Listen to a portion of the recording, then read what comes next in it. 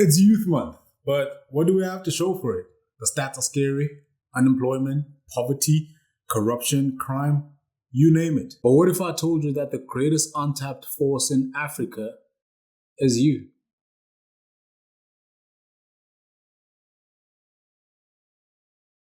In 2025, going forward, how about we stop asking, what will the government do for us? And instead rephrase that question and say, what are we willing to do for ourselves? I've seen plenty of Youth Month messages where the truth is sugar coated. I don't want to be one of those guys. I want to hand you the truth as well as the blueprint all in one episode. We have to understand that whenever we speak about youth, let's not sugarcoat things. Yes, it is bad, and the start of this episode is going to be bad because we are starting on the dark side. We have to get a sense of the playing field. We have to be aware of the environment in which we find ourselves as young people in Africa and in South Africa. In Africa, overall. So we have to get into the reality. We have to face the facts. We have to face the fact that things are not looking good for the youth. Unemployment is bad. Crime, rampant. Corruption, out of control. So it gets dark before it gets light. I'm going to start off with a bit of facts of the reality that we are inheriting. And that is youth unemployment in SA, 3.8 million young people are unemployed. That's bad. In Africa, we have about 420 million young people that are unemployed. And when it comes to education, Africa has one of the highest rates of educational exclusion.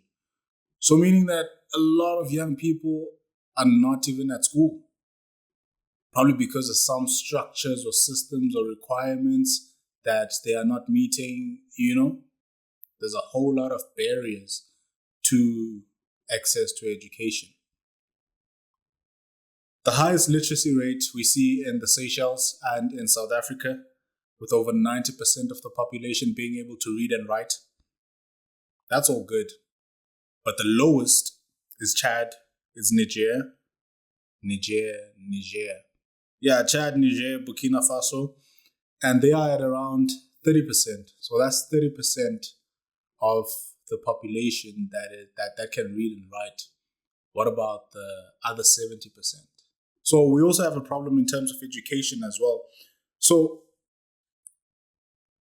those are the stats, the reality that's our reality. And we can't start building hope unless we know what we are dealing with, so that we are sure of where to direct this hope once we start building hope, So the United Nations has identified a couple of global issues, stuff that they recognize as global issues. And my thing is, whenever you don't know what to tackle in the world, you see all of the social ills, the economic ills, all the bad things that are happening within our continent, and you don't know where to start. You want to play a role, but you just don't know where to start. Just head over to the United Nations website. I will link it in the description box below. And there you will find this resource with all the global issues. And it's a ton of things. It's a ton of things that we are facing as a continent. And just to read some of them, there's just so much. I couldn't get them all on paper. But we have Africa. Africa is a problem itself.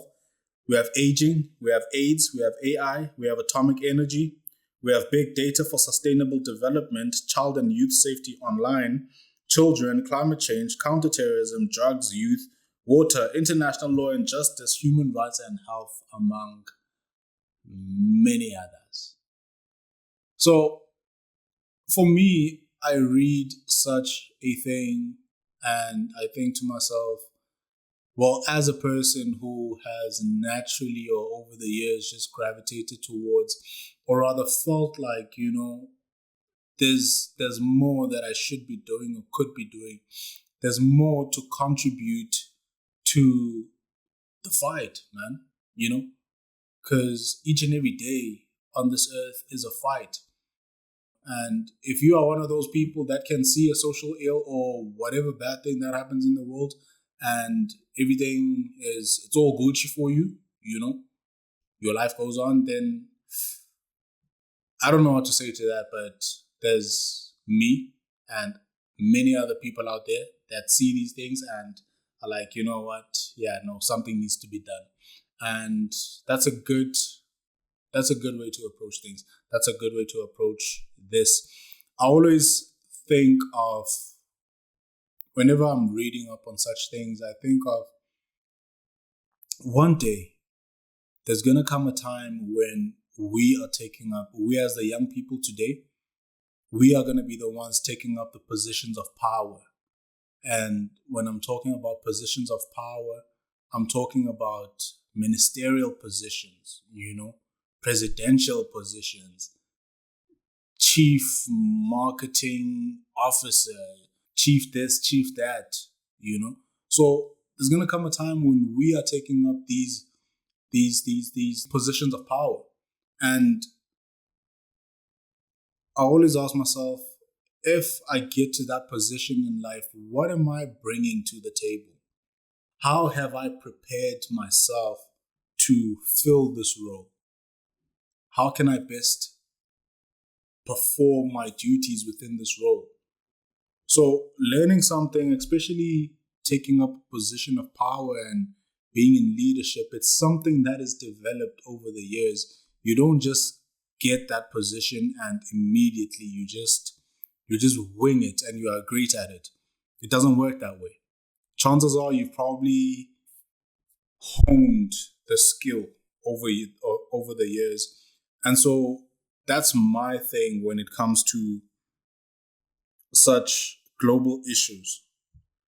Because now it all starts with awareness. You have to be aware. If I am not aware of what is happening within human rights, then I am so far off from that spark that just ignites everything. So it all starts with a spark. It all starts with awareness, being aware that there's such a problem as climate change.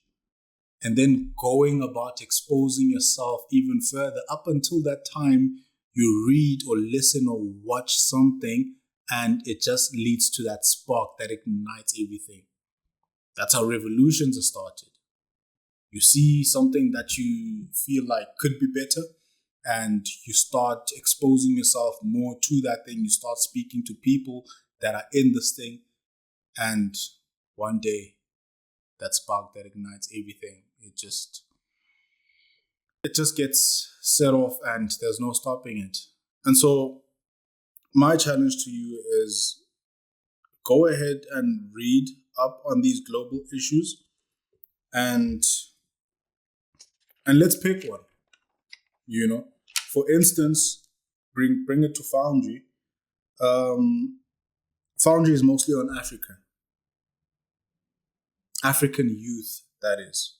African builders, African thinkers, African innovators, just people who are productive, that push production and their ability to think and process stuff, their critical thinking, it sparks again. It becomes that spark that ignites and sets off everything else. If Foundry for me can start getting Africa to think again, we are countering MAGA now. We are countering make America great again. We are switching it to make Africa think again. Because my issue with Africa and African leaders is that they don't have a vision of their own. As a result, we are having all these countries, including us, in their visions. Their visions for this world that they want to create, that of course is driven by self-interest. Come to think of it, that is exactly what politics is. It's an interplay between self-interest and ideologies, and it leads people to doing things and exploiting other countries and other people to an extent that you can never imagine. I mean, we've seen history.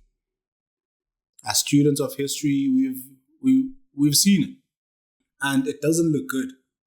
So, for me, it's a matter of picking a struggle and building around it. If whatever field that you are in, I'm sure you fit somewhere in these global issues. If you are studying to be a doctor or you are a doctor, what is happening continentally? What are the continental problems that we are facing within health? You're a social worker.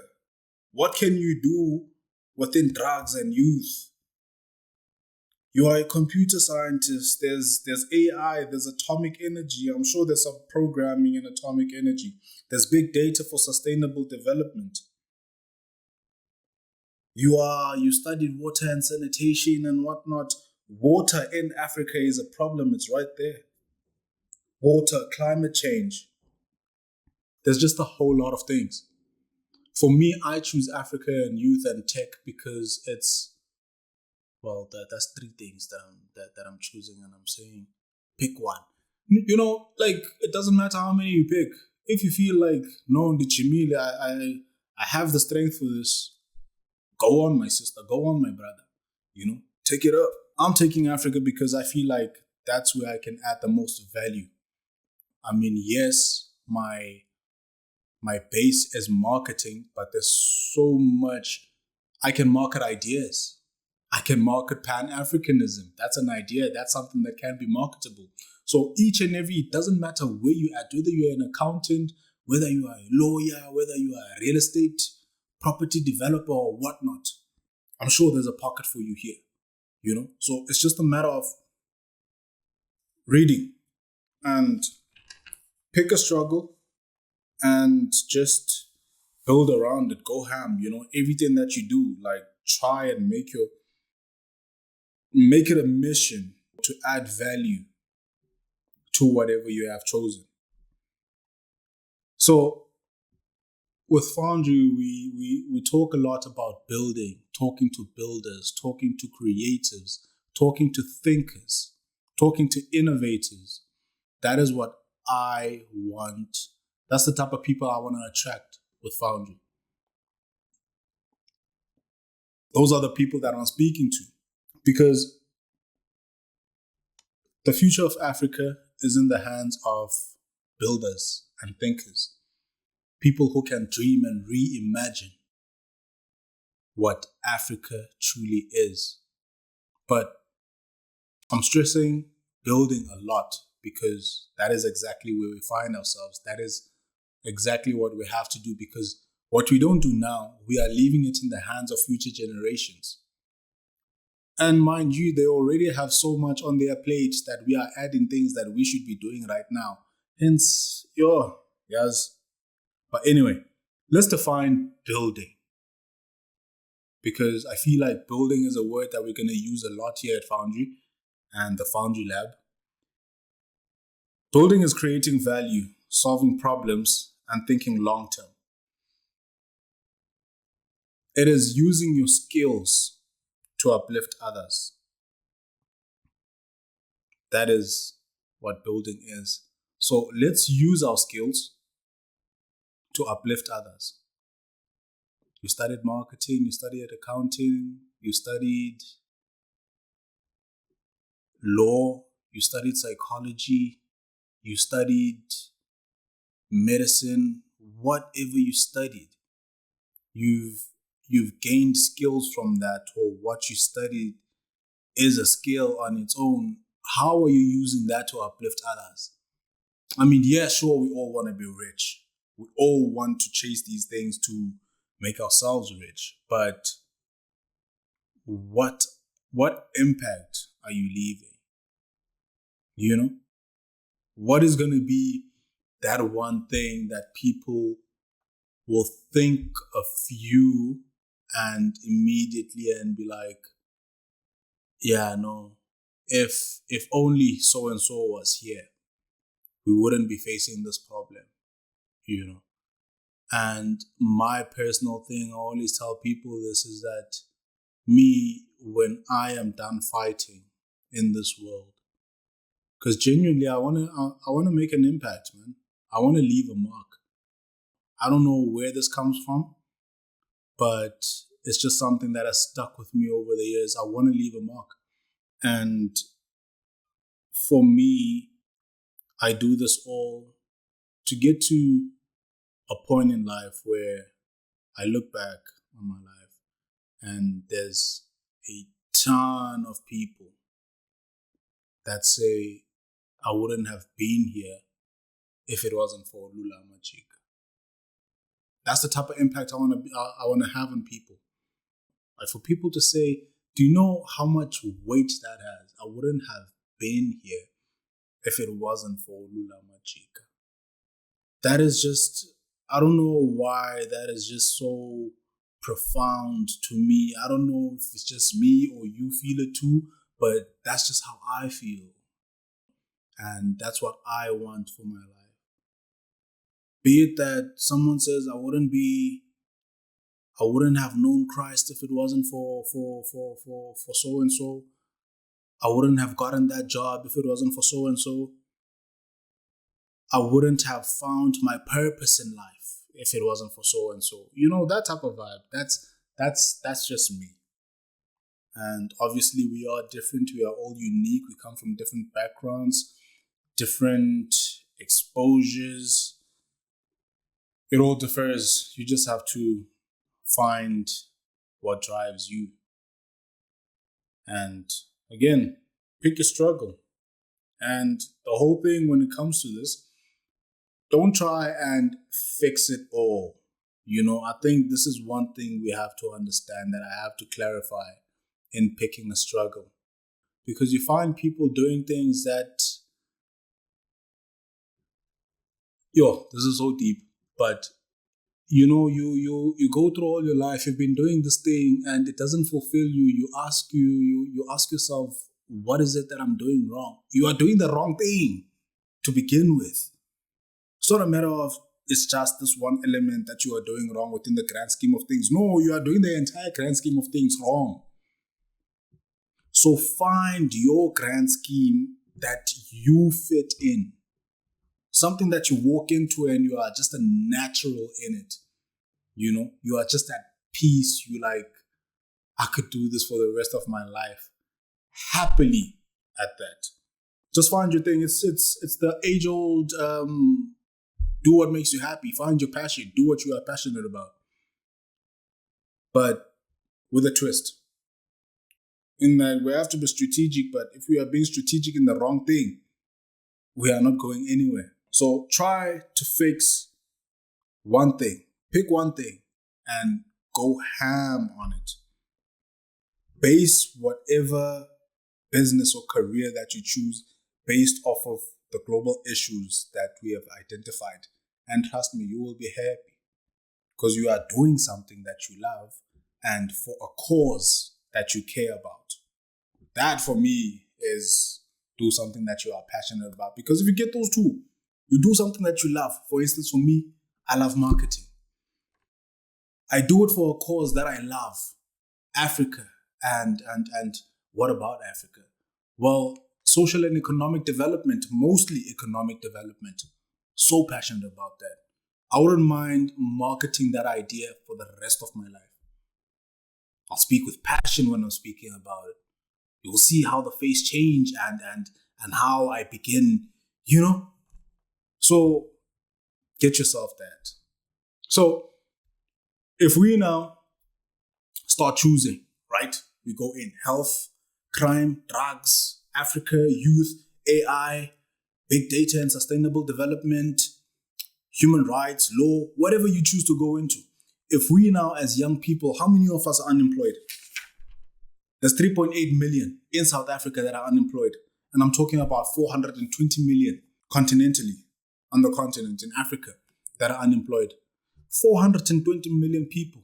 They each go into their own corner in these global issues. And I'm certain there's something for everyone. We each go into these things. I'm telling you, the result is crazy. Because now, what starts happening is new industries start forming. Because now we are going to solve so many of the issues. If we start applying our minds into these things, we solve so many issues that are perhaps a hindrance on the economy. Solve that issue, economy alleviates, the pressure, it eases up a bit, Now we are making room for an economic boom. Start doing that, more of that. Get the drugs off the street. Now young people are much healthier. They're able to be productive, because they don't have this issue that is drugs now. They're able to go into the labor market or start up and whatever they do, but they are now able to contribute to the economy and society. There's that economic and social development. We start. But we experience now economic booms, no government can stop, right? We see new industries rise, new jobs are getting created because now we are solving old problems. We are entering into new ventures now. We innovate, we come up with something like how Uber and the like started creating jobs. New stuff start coming up. Now you're going to need AI engineers, prompt engineers, That's a new industry that is now coming up as a result of a breakthrough in AI. So we start solving problems and we start seeing these things now starting to happen. We'd stop exporting talent and start exporting solutions. Because right now, as it stands, talent is fleeing the continent. We are looking for better opportunities. If my talent can be better utilized elsewhere, best believe I'm going there. So now, let's give people a reason to stay by establishing a new vision for Africa and stop being a part of other people's visions. Africa. Anyway, if you haven't subscribed now already, please hit that subscribe button and let's grow this thing. Hit the subscribe button or button, depending on where you're from, and let's build this thing. Let's keep searching for that spark that is just going to ignite everything. Because that's what I'm trying to do here at Foundry. And I'd like to close off with this. You don't need permission. You don't need to be rich. You don't need to be perfect. You just need to start. That's our time for this episode. This has been the Foundry. Until next time.